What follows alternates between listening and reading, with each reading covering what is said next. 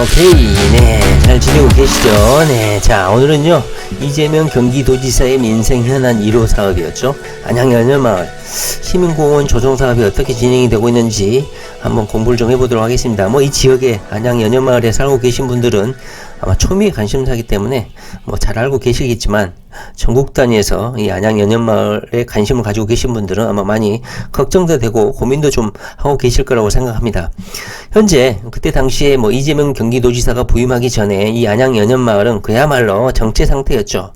제1산업개발을 상대로 해서 소송을 하니 많이 제가 그것을 지켜봤거든요. 저는 이 지역 일대에 관심이 많았기 때문에. 근데 그 지역 주민들이 너무 순진한 것 같아.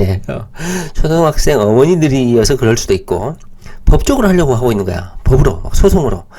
대부분 이 라스콘 공장 관련, 시멘트 공장 관련해서 소송하는 거 전국 단위에서 많이 있었죠. 소송. 지역 주민들이 다 졌습니다. 100% 다 졌어요.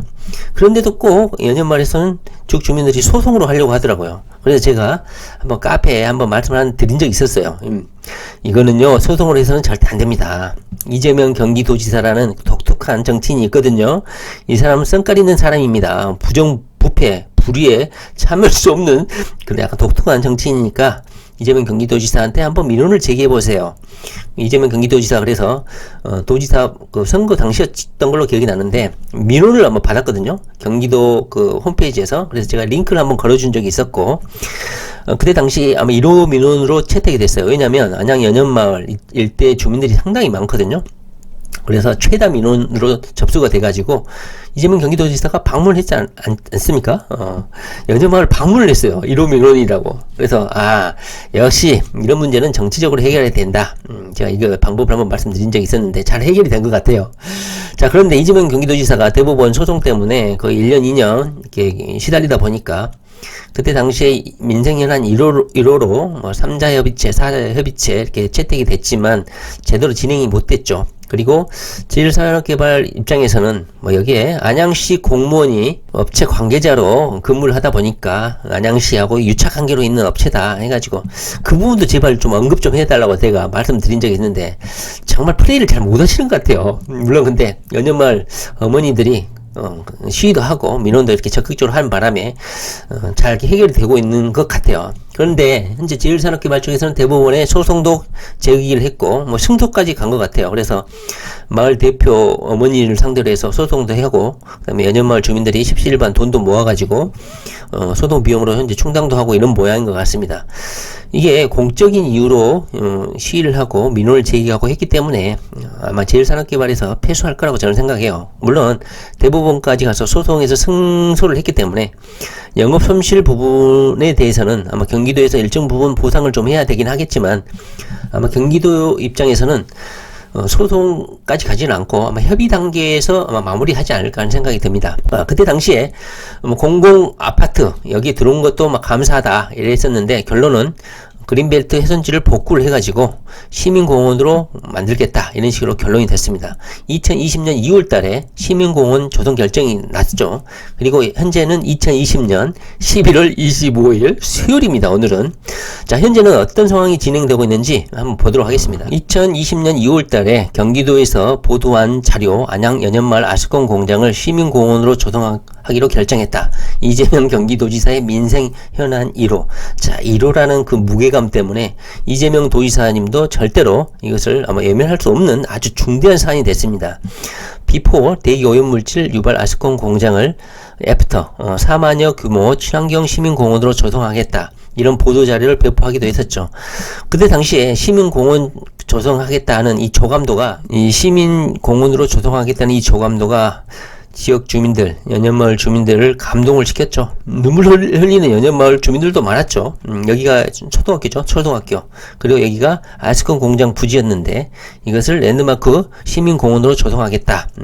그런데 2020년 11월 달에 도시건설계획과에서 여기를 어떻게 개발하겠다 하면서 그 계획을 발표를 했습니다. 여기를 보시면은 안양시에서 마란구 석수동 477-10번지 1원의 도시관리계획 결정 및 공원 조성 계획안에 대해서 국토계획 및 이용에 관한 법률 28조 같은 법 시행령 22조에 따라서 다음과 같이 공고를 합니다 하면서 시민공원 조성 계획을 결정을 했습니다. 2020년 11월 16일이죠. 공람 장통 및 기간 안양시청 도시계획과 언제까지입니까? 2020년 11월 30일까지 어떻게 이 공원을 건설하겠다 것을 도시관리 계획을 공고를 하고 있습니다. 내용 도시관리 계획 폐기물 처리 시설 지금 현재 아스콘 공장 폐기물 처리 시설이죠. 시멘트 아스콘은 폐기물로 만듭니다. 공원 결정 및 공원 조성 계획 결정 폐기물 처리 시설 아스콘 공장의 그 폐기물 처리 시설을 폐지를 하겠다. 중간 처리 시설인가 봐요. 위치는 안양시 마란구 석수동 477-10번지 1원입니다. 구시에서 언급한 석수동 477-10번지 한번 검색을 해볼게요. 석수동 477-10번지 네이버입니다. 한번 검색을 해보면 이렇게 되죠. 지근거리에 석수 LG 빌리지가 있죠. 그 다음에 연현초등학교가 붙어있죠. 마란구 석수동 477-10번지 일대에 도시관리 계획을 고시를 한 겁니다. 도시계획시설 결정 변경 사유서 왜 변경을 했느냐 보면 대상지 내 입지한 공장에서 발생하는 유해 대기 오염물질 등으로 연현초등학교 및 주거지역 환경 영향 및 민원 발생이 심각하다. 이에 인근 주민들의 여가 및 휴식 공간으로 제공하고 녹지 확보를 위해 폐기물 처리 시설을 폐지를 하겠다. 결국은 이 공장을 폐지를 하겠다. 중간 처리 시설인 이 아스콘 공장을 폐지를 하겠다. 이런 결정을 하게 된 겁니다. 이 폐기물 시설을 폐지를 하고 공원으로 건설하겠다. 공원으로 건설하는 것을 결정했다. 이겁니다. 면적을 늘렸는데 39,204제곱미터의 면적으로 도시공원 연영공원을 건설하겠다. 이렇게 결정을 한 것 같아요. 자, 도시계획시설 결정 사유서 왜 결정을 했냐? 도시계획시설 공원으로 결정한 이유 대상지 내 입지한 공장에서 발생하는 유해 대기 오염물질 등으로 초등학교 및 주거환경 영향 및 민원 발생이 심각한 지역으로 개발 제한구역 보존 및 관리에 도움을 주는 시설인 시민공원을 조성해서 주변 주거지역 및 초등학교의 환경 관련 민원 문제를 해결하고 안양시의 도시 경쟁력 근린공원을 만들게 되면 도시 경쟁력까지 강화되나 봅니다. 도시 경쟁력까지 강화하기 위한 것이다. 그렇다면 공원을 어떻게 만들 것이냐? 바로 조경시설, 휴양시설, 운동시설, 교양시설, 편익시설 이렇게 들어간다. 그런데 제가 눈에 좀 띄는 것은 바로 이 부분인 것 같아요. 회복의 습, 메타세콰이어 경관숲. 제가 보기에는 이 메타세콰이어에 대해서 아시고 계신 분들은 아마 눈 호강을 한다고 하잖아요. 어떻게 생겼냐면요. 메타세콰이어 숲이 이렇게 되어 있잖아요.